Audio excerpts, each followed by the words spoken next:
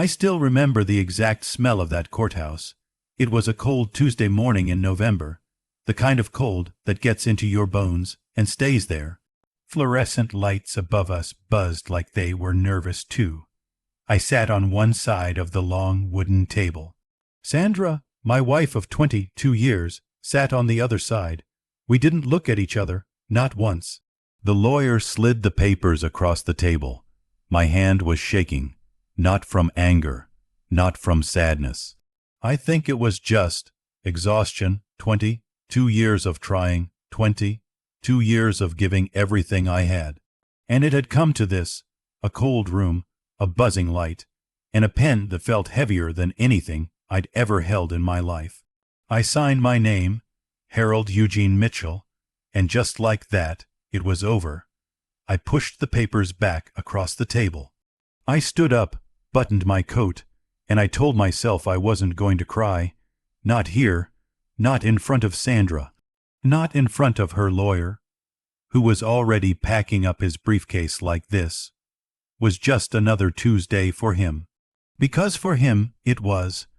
But for me, this was the end of my entire world. I turned to walk toward the door, and that's when Sandra did something I never expected. She stood up quickly, walked around the table, and shoved something into my hand. It was a card, a plain white envelope sealed with nothing written on the outside. She didn't say a word. She just looked at me. And I don't know how to describe that look even now. It wasn't sad, it wasn't angry, it was something in between, something I couldn't read. I looked down at the envelope, then I looked back at her, and something inside me, something that had been hurt too many times, pushed too far for too long, snapped.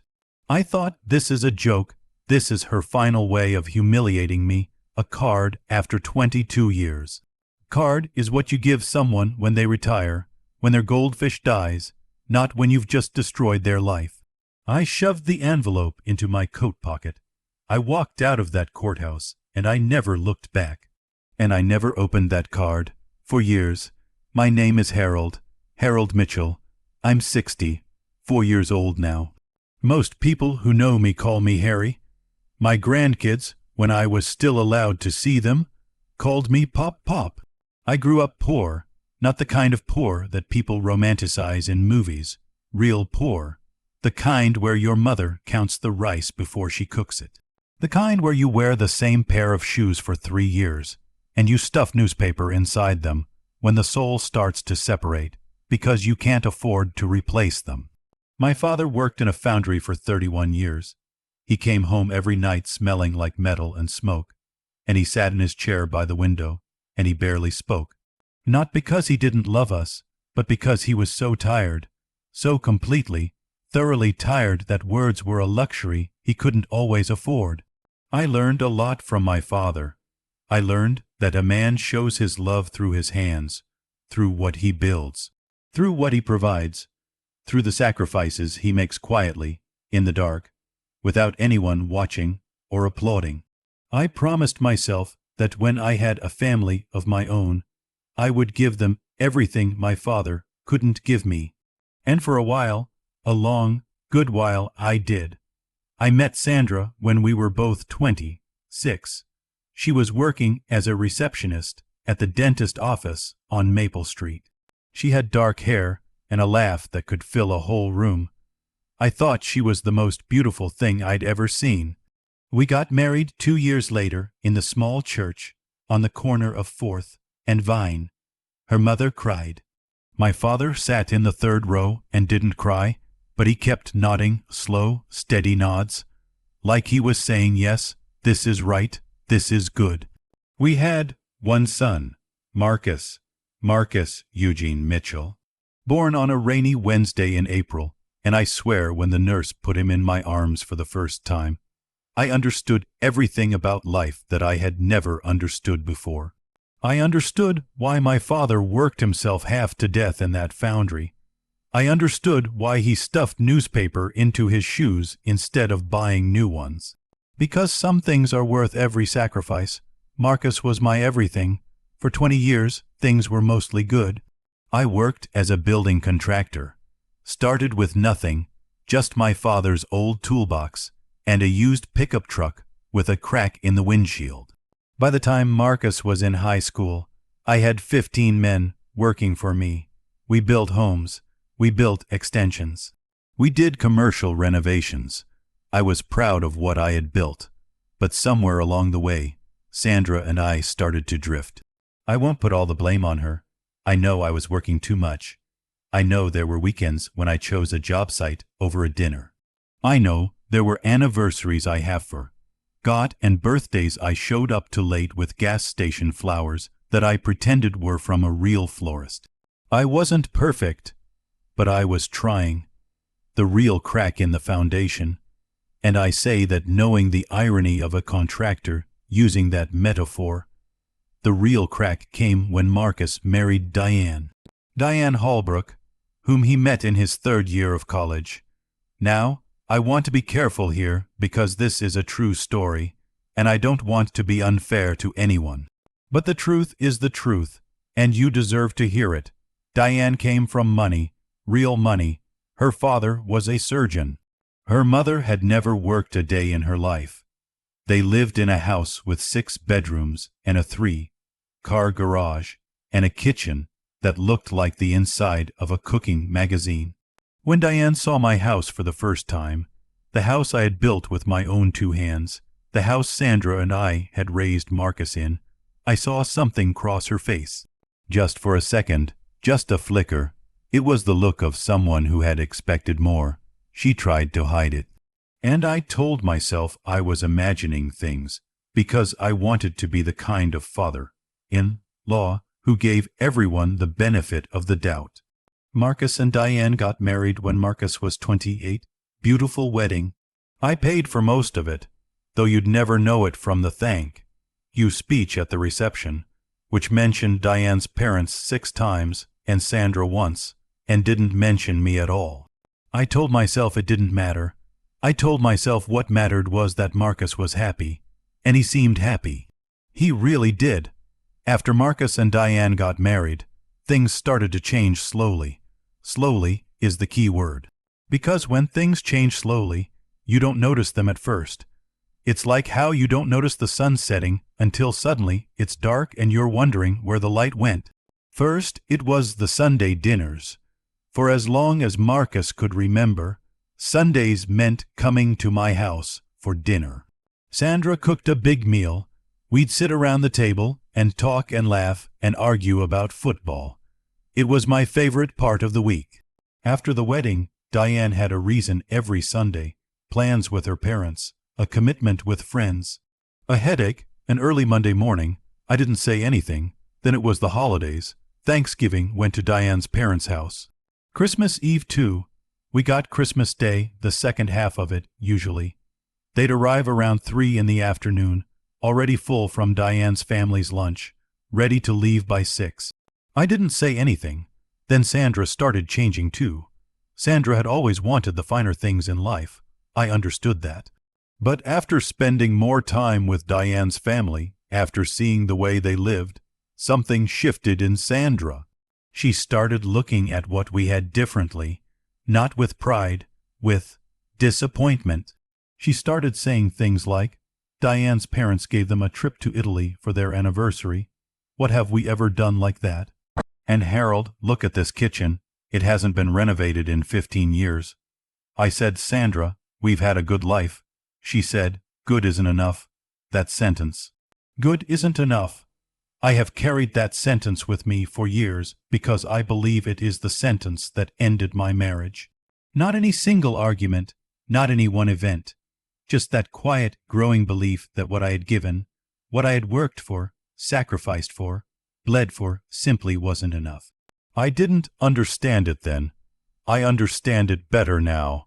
But understanding it doesn't make it hurt less. The year I turned 59, 3 things happened. The economy slowed down. My contracting business took a hard hit. Jobs that I had counted on fell through. 2 big commercial contracts were canceled. I had to let 8 of my 15 workers go. And I want you to understand, these were men I had worked alongside for over a decade. Men who had families, men who trusted me, letting them go nearly broke me. At the same time, I was diagnosed with a heart condition. Nothing immediately life-threatening, but serious enough. The doctor told me I needed to slow down, reduce stress, take medication, come in for regular monitoring. I told almost no one about it. I told Sandra. And I told Marcus. Marcus nodded and said he was sorry to hear it. Then Diane, who was sitting beside him, changed the subject to something about a renovation they were planning for their kitchen.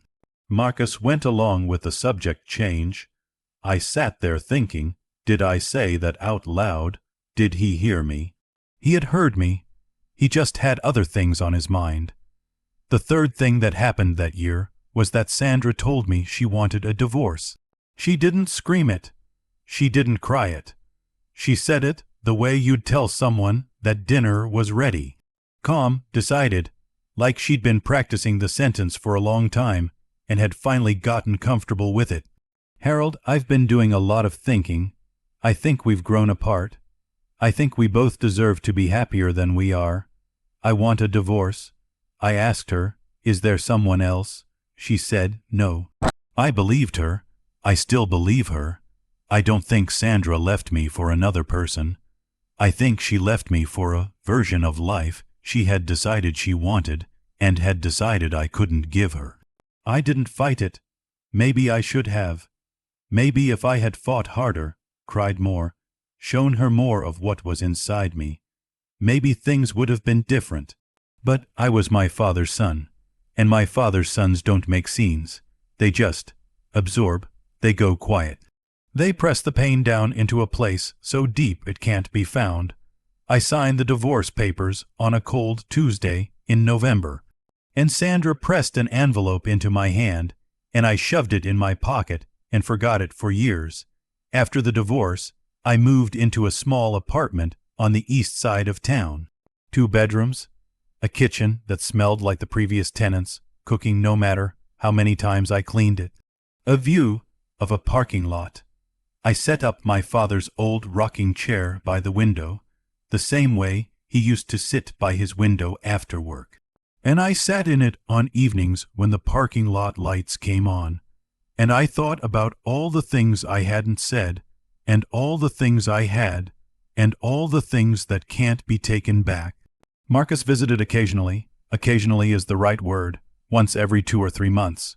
Usually alone. Diane rarely came. He would sit across from me in the apartment, and we would talk about surface things, his job, the kids, the weather. The conversation always felt like we were 2 strangers making the best of a waiting room. I had 2 grandchildren, Lily, who was 7, and James, who was 4. I loved them with everything I had. On the rare times I was allowed to see them, I would get down on the floor and play with them until my knees ached. And I didn't care about my knees, not one bit. But the visits became less frequent. Diane had opinions about boundaries, about healthy family structures, about how the children need consistency, a phrase that I learned actually meant, we are going to control when and how much you see your grandchildren. I didn't say anything. What was I going to say? I was the old man in the parking lot apartment. I was the father who hadn't been enough. I was the ex-husband who'd been handed a card and didn't even bother to open it. I just kept quiet, and I waited, and I hoped. And then my father got sick. My father's name was Eugene Mitchell. He was 87 years old, and he had worked in that foundry for 31 years, and his lungs had never quite forgiven him for it. He had been living in an assisted care facility for 2 years by the time he was admitted to the hospital. I paid for the facility every month, without complaint, without announcement. I just paid because he was my father, and he had stuffed newspaper in his shoes so I could eat, and that debt can never be fully repaid.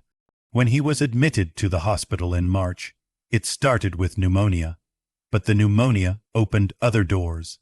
The doctors found complications, his heart, his kidneys. They moved him to a more intensive care unit. The bills began to multiply. I sat across from the hospital billing coordinator, a kind young woman who looked uncomfortable doing her job, and she slid a paper across the desk to me with a number at the bottom that made me feel the floor shift beneath my feet. Between the facility costs, the hospital admission, the specialists, and the projected ongoing care, we were looking at somewhere between $60,000 and $80,000 over the coming months. $60,000 to $80,000. My contracting business had been bleeding for 2 years. My savings had been depleted by the divorce settlement, by the move, by the medical bills for my own heart condition. I had some money set aside, not enough, not even close to enough. I drove home from that hospital meeting, and I sat in my rocking chair, and I looked out at the parking lot, and I felt, for the first time in a long time, truly cornered. I called Marcus. He answered on the third ring. I said, "Son, your grandfather is very sick. I'm struggling with the bills. I don't want to ask, but I need help." There was a long pause. Then I heard Diane's voice in the background, low and quick, saying something I couldn't make out. Then Marcus said, "Dad, you know things are tight for us right now, too. We just redid the kitchen and Lily's school fees." I said, "Marcus, this is your grandfather." He said, "I know, Dad. I know. Let me talk to Diane and see what we can do." He never called back. I waited 4 days. He never called back.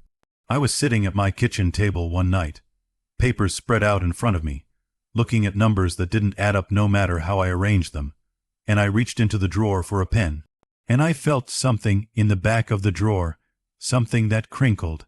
I pulled it out. It was the white envelope, the one Sandra had pressed into my hand on the day I signed the divorce papers.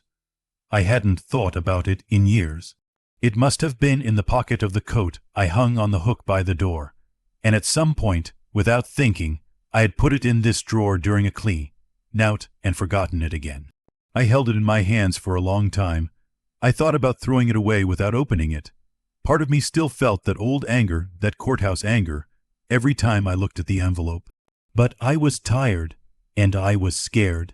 And there was something about holding it in that quiet kitchen, with my father's hospital bills spread out in front of me, that made me feel like maybe, just maybe, I owed it one more chance. I opened the envelope, and I want you to stop right here for just a moment, because what I found inside that envelope changed everything. Not just my financial situation, everything, my understanding of people, my understanding of love, my understanding of what I had thrown away and what had been given to me without my knowledge. Inside the envelope was a card, plain white card, no store, bought design. Sandra had made it herself. I recognized her handwriting on the inside, careful and deliberate, like she'd written it slowly. On the inside of the card in Sandra's handwriting it read, "Harry, you gave everything and never asked for anything. I know you won't understand this now, and I know you're angry, but please keep this. You'll need it someday. I'm sorry I couldn't be what you needed, but you should know you were always enough. Yes." And paper. Clipped to the inside of the card was a small slip of paper. A bank slip. I looked at it. At first I thought I was reading it wrong, because the numbers didn't make sense to me. I held it closer to the light. It was a deposit confirmation for an account at a bank I didn't recognize. National Heritage Savings Bank, and the balance shown on that slip was $412,000. I put the card down. I picked it up again. I read it again. $412,000. In an account I had never heard of, at a bank I had never visited, with a small handwritten note at the bottom of the deposit slip, in Sandra's handwriting. Account number on back, your name, your ID, always yours, S. I turned the slip over. There was the account number, and then a sentence that stopped my heart. "This is the money I saved from every year of our marriage, the money I put away quietly every month for 22 years. I always told you it was for household expenses. You never questioned it because you trusted me. I saved it for you for this, for when you would need it, because I always knew you'd give everything away and leave nothing for yourself. I sat at that kitchen table for a very long time. Let me tell you what that meant. For 22 years of our marriage, Sandra had been quietly, methodically putting money aside. Not for herself, for me. Every month, without telling me, without asking for recognition, she had looked at our household budget and found a way to skim something off the top and tuck it somewhere safe. And for 22 years, I had never noticed, because I trusted her completely, because every time she said household expenses, I nodded and moved on, because I was too busy working, too focused on building, too determined to provide that I hadn't noticed that my wife was also, in her own quiet way, trying to provide for me. She had watched me give contracts to struggling friends at reduced rates. She had watched me pay for Marcus's college without hesitation, without asking him to take loans. She had watched me cover my father's facility costs without a word. She had watched me be generous to everyone, and she had quietly, methodically decided that someone needed to be generous to me. And she had done it in secret, because she knew me well enough to know that if she had told me about it, I would have found a reason to spend it on someone else. She was right. She was absolutely right. And then I thought about something else. I thought about what Marcus had said when I called him about my father's bills. Things are tight, Dad. We just redid the kitchen. And I thought about what Diane had said years ago when she first saw my house. That flicker across her face. And I thought about all the Christmases that went to Diane's family. All the Sunday dinners that got canceled. All the times Marcus said he'd call back and didn't. And I started to understand something very clearly. My family, the family I had built with my own hands and my own silence and my own sacrifice, had slowly, without quite realizing it, been sorted into two categories by the people who surrounded them, the people who had money and the people who didn't, the people who mattered and the people who didn't. And I had been placed in the second category, not with cruelty, not with intention, necessarily, but with a carelessness that can be just as painful as cruelty. I was the old man in the parking lot apartment. I was the one you visited occasionally. I was the one you said you'd call back and didn't, because I had nothing to offer, or so they thought. The next morning, I drove to the branch of National Heritage Savings Bank that was listed on the deposit slip. I walked in with my ID and the account number. The woman at the desk was patient and kind. She verified everything, looked me up in the system, and then smiled. "Mr. Mitchell," she said, "this account has been open for 19 years. Your wife, forgive me, your former wife, set it up in your name and has been the authorized depositor. You are the sole account holder and beneficiary. Would you like a full statement?" I said yes. She printed it out. 22 years of small deposits. Starting small, $40 a month, then $60. Then, as my business grew and the household income grew, $120. $200, 1 month, almost $400. Month after month after month for 19 years, with interest accumulating slowly, steadily like a quiet river you don't notice until you're standing at the edge and realize how deep it become. $412,218. I paid my father's hospital bills. All of them. I paid for the specialist, the extended care unit, the additional physical therapy they recommended. I upgraded his room to a private one, something I had never been able to afford before. I arranged for a private nurse to visit 3 times a week. My father, when I visited him and told him what I'd done, looked at me from his hospital bed with eyes that hadn't changed in 60 years and said, "Who helped you, Harry?" I said, "Sandra." He was quiet for a long time. Then he said, "That woman always understood you better than you understood yourself." I didn't argue.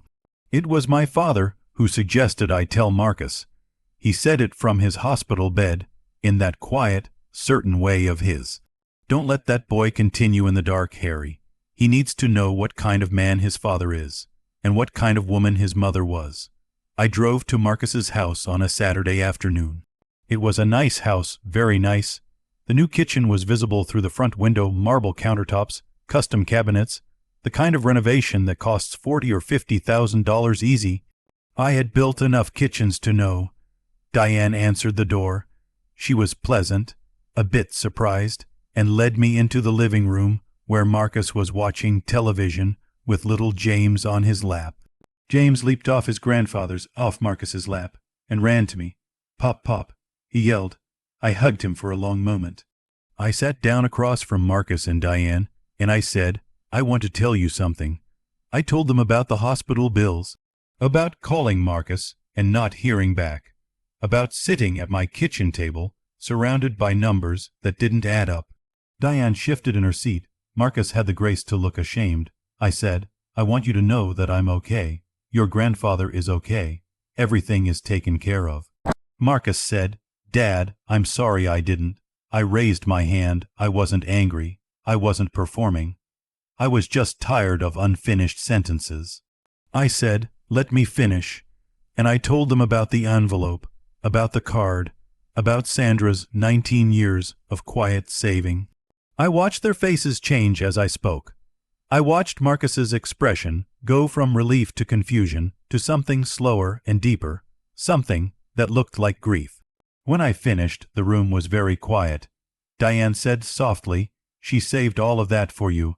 I said, "For 19 years. Another silence. Then Marcus said, and his voice cracked on the words, "Dad, I didn't know." I said, "I know you didn't, son. I should have called back." Yes.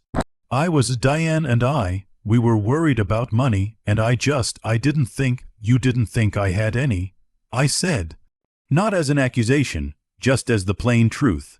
Marcus looked at the floor for a long time. When he looked back up, his eyes were wet. I said, "I'm not here to make you feel bad, Marcus. I'm here because my father told me you deserve to know the truth, and the truth is this. Your mother loved me in ways I never fully understood until it was too late, and I don't want the same thing to happen with us." Diane reached over and took Marcus's hand, and for the first time in a long time, I saw something in her face that wasn't managed or polished or performing. I saw a woman who was sitting with something uncomfortable and choosing not to look away from it. She said, "Mr. Mitchell, I owe you an apology." I said, "You don't have to." "No," she said quietly. "I do. We've made you feel like you didn't matter, and you've never been anything but generous to this family. I'm sorry." I nodded. I didn't say it was fine, because it wasn't entirely fine, and pretending otherwise wouldn't help anyone. But I said, "Thank you for saying that." After I left Marcus's house, I sat in my truck for a long time outside their driveway. I had one more thing I needed to do. I drove to the small house on Birchwood Lane, where Sandra had been living since the divorce. I had never been there before. I sat in the truck and looked at it for a while. It was a modest house. A small garden out front that she'd clearly tended carefully. There were flower beds, bare now in the winter, but neatly edged. A welcome mat at the front door. I got out of the truck. I knocked. She opened the door after a moment. When she saw me, her face did something complicated: surprise, and something that might have been fear, and underneath all of it, something quietly hopeful that she was trying to keep out of her expression. She said, "Harry." I said, I opened the card. A long silence. She said very quietly, "Oh." I said, "I should have opened it years ago." She didn't say anything. I said, "I used it for my father. He's going to be okay." She nodded slowly. Her eyes were bright. I said, "Sandra, I need to ask you something, and I need you to be honest with me." She said, "Okay." I said, "Why didn't you tell me any of it? Why didn't you tell me you were saving it? Why didn't you tell me why you were leaving? Why did you press it into my hand and let me walk away angry instead of making me understand?" She was quiet for a long time. Then she said, "Because I knew you, Harry. I knew that if I told you about the money, you would have found someone who needed it more than you did. And I knew that if I tried to explain why I was Leaving, really explain it. You would have found a way to blame yourself more than you already did, and I couldn't watch you do that." She paused. "I wasn't leaving because you weren't enough," she said. "I was leaving because I had lost myself somewhere along the way, and I didn't know how to find myself while I was still trying to be who you needed me to be. That's on me, Harry. That was never on you."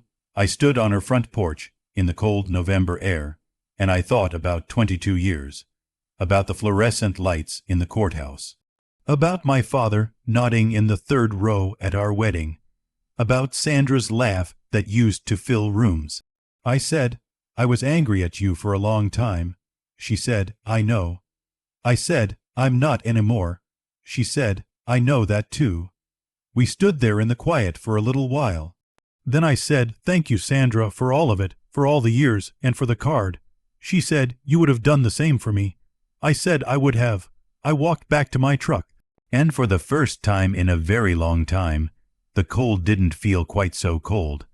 My father passed away 4 months later, in the spring. He went quietly, the way he had lived, without drama, without demand, with a kind of simple dignity that I have always tried to emulate. He died in a private room, with good care, without pain. He died knowing his bills were paid, and his son was sitting beside him. He died holding my hand.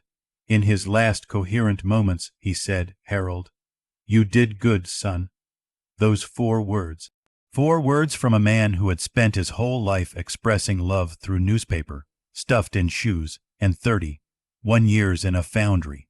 I have not recovered from those 4 words, and I don't want to. After my father's passing, things with Marcus changed. Not overnight, but steadily, the way good things change slowly, with effort, with intention. Marcus started calling more, not just occasionally, regularly. He started showing up on Sundays again, sometimes with Diane and the kids, sometimes just himself. We started sitting across from each other and having real conversations about what we'd both been afraid of, about the ways we'd both pulled away and why. Diane was different too. I don't want to overstate it. She wasn't transformed overnight into a different person. But something had shifted. She started asking me questions, real questions about my work, about my father, about what I'd been like when Marcus was young. She started listening to the answers.